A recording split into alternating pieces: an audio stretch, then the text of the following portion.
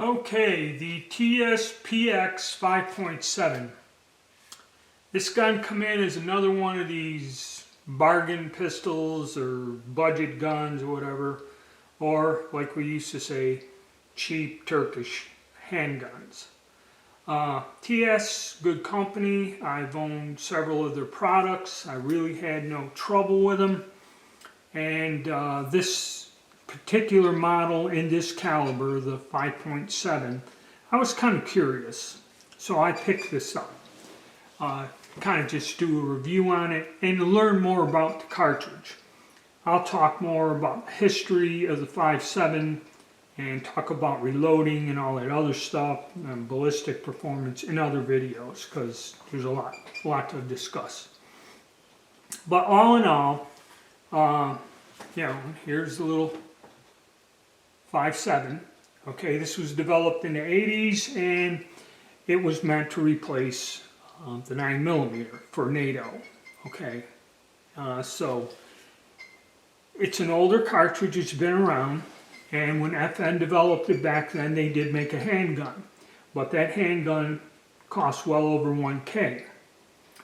So over the years, I forget who's the first one that started making it. Caltech does make the P50, but that uses the 50 round mag that goes like in the P90 personal defense thing, and that gun I believe is a bit larger than this. FN made a gun, and now TS come out with this.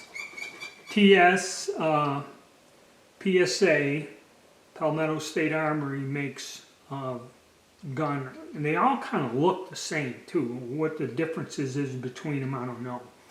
But price point wise, this one, because they got them on sale and specials online, I know you probably won't find it in the store or the gun show for, a little less than $3, but, those of us that can buy from the wholesalers and get it sent to a transfer dealer, you can pick this up for under $3. Now, PSA has a very similar pistol, same caliber, but I think this has a 20 round mag, theirs has a 23 round mag. I believe, I'm not quite sure, one of them does. And they go for a little over, between 3.5. Then Ruger makes a handgun. I think the MSRP on that one's $7, but you can get them for a high five or something like that on sale online.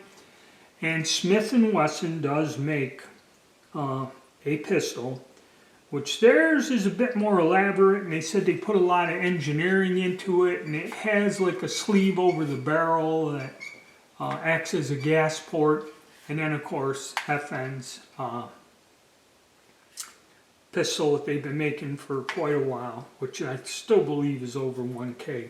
Alright, so this is the low end of it, and I took it out just A, to check out the gun itself, and B, the cartridge, which to me is kind of, unique. So the only thing I didn't like is because of this cartridge, the magazine is wide and the grip, kind of don't do it holding it one way, but I can shift my grip and get a hold of this gun and then get my finger where it should be on the trigger for proper trigger pull. Tip of my finger right where it is to, pull straight back. So small difference, but easily for a little bit of, work and practice, I can get over that one. The only other downside about this gun is, this cartridge was supposed to replace the 9mm. This cartridge is a bit more expensive depending on what type of bullet and that you get than a 9mm in general. I don't know, percentage wise, say 40% more. They all come with 20 round mags, 23 round mags. It's kind of like a standard. Some have 23 in it, I'm not quite sure which models. Now this one here, the Sights for me are nice, even though it's cut for an optic, which, you know, for people who like that, that's a nice feature. And really, the gun, when I fired it, it functioned fairly good. And I kept it to 40 grain bullets, full metal jacket, other than the FNs that had one of the polymer tips, Hornady polymer tip bullet on there, but they were all 40 grains.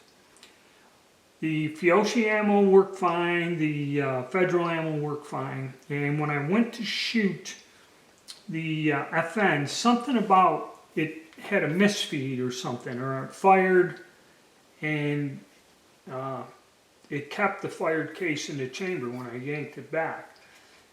And I believe someone explained that there's some sort of a coating on these bullets, and if this coating on the outside of the brass wears off or something, that they'll do that. They'll malfunction. They won't come out of the chamber. And I think what it was is firing the different types of cartridges had some residue in there and caused that malfunction, but then once I got it out, it fired the rest of the magazine with no issues. The only other issue I found is when I was loading the magazines, it was quite difficult for me with my impairment in my hand, trying to get the 20 rounds down in there. So some sort of a loader, and I noticed as I compressed the cartridges in, I think the spring was starting to bind. And if that happens, it's like you'll get up and get a couple rounds out, and then if it's bound up in there or shifting around, it might stick. And that's what I believe happened, is one of them kind of wasn't fed all the way, and then when I fired the gun, it ejected the case. The other cartridge kind of probably, because of the spring binding, popped up like this, and then I had a failure to feed. It came through the ejection port. But out of the 60 rounds I fired, just 2 things happened. But other than that, the gun functioned fine, shot smoothly. Like I said, I may look into getting some sort of a magazine loader and try to get all 20 rounds in these when I go and test it some more. The one thing I did notice everyone says about these guns is the recoil is very low on this. Okay, it is. It's a very soft shooting gun because of the size and everything, I guess, and the weight of the barrel and the slide. It does not recoil very hard whatsoever. Once you get a way of grabbing a hold of it, you know, like I have to shift my grip a little bit out of the normal side, and it fires. As a personal defense, or say a self-defense weapon just to keep around the house, it can fulfill that fairly easily. It is large, okay? This is a full-size firearm as compared to something like the Beretta APX, which this little tiny 9, you know, you can just drop it in your pocket or carry this concealed very easily. This pistol would be difficult to carry concealed, okay? But for something to keep in the vehicle, in the house, yeah, I can see it. And the only other thing is how much more effective, and this is like an argument, is this 5.7 cartridge compared to 9mm, okay? In terms of performance, in penetration, stopping power, lethality, and everything else. And I was kind of curious why they develop these guns, while most major manufacturers are making them. You know, Ruger and Smith & Wesson are some of the top gun makers in this country. They're making some sort of a version of a firearm of this type, okay, which is interesting.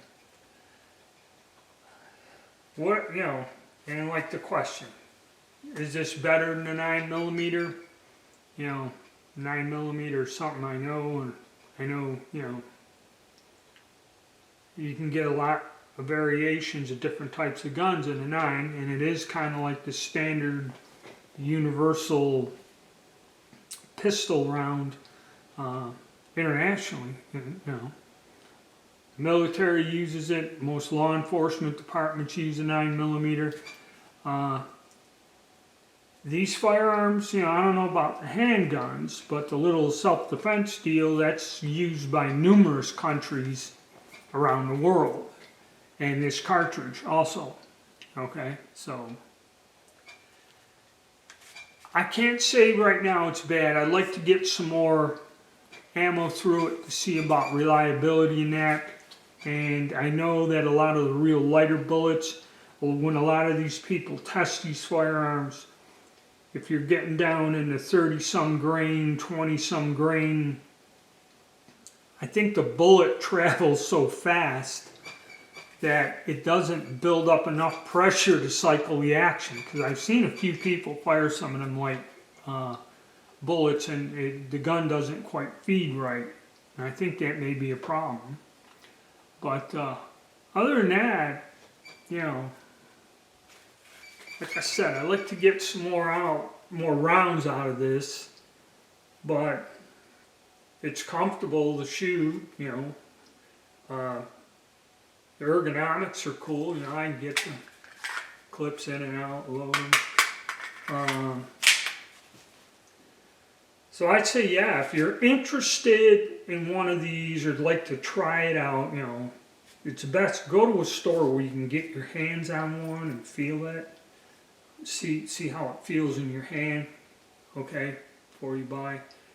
And if you can catch one on a deal, you know, on one of those sales, be it at, you know, like Grab a Gun or, what the hell was that one?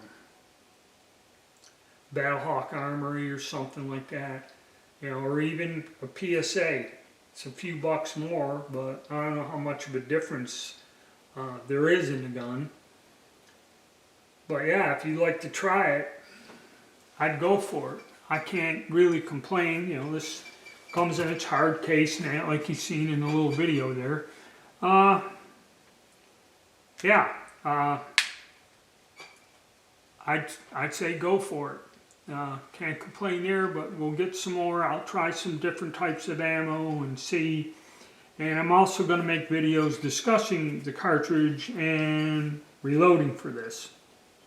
A couple people have asked me about reloading for this, and there's very few videos out there that anyone discusses this. You know, I think I found 3 altogether, and I will talk about reloading and what information I found there. So yeah, hit the like button, subscribe, stay tuned. We'll get out and do some more shooting with this, all right? Thank you.